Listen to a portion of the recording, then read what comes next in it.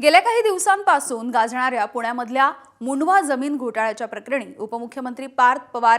उपमुख्यमंत्री अजित पवार यांचे पुत्र पार्थ पवार यांच्या अडचणी वाढण्याची शक्यता आहे। याला कारण म्हणजे मुख्यमंत्री देवेंद्र फडणवीस यांनी दिलेला सूचक इशारा।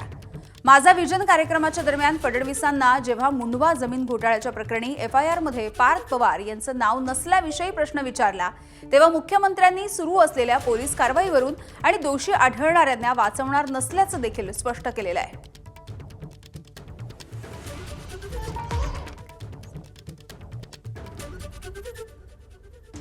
एफआयआर मध्ये नाव आलेला दोषी असतोच असं नाही आणि नाव न आलेला दोषी नसतोच असंही नाही। चार्जशीट महत्त्वाचा विषय असतो। आता अनेक लोक म्हणतात की पार्थवर एफआयआर नाही केला त्याचं नाव एफआयआर मध्ये जोडा।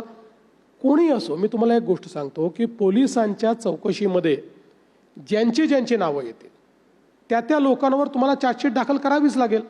तुम्हाला त्याच्यापासून कोणालाही पळही काढता येणार नाही आणि कोणाला वाचवता येणार नाही। जी प्रोसेस आहे ती ड्यू प्रोसेस आम्ही या ठिकाणी फॉलो करतो।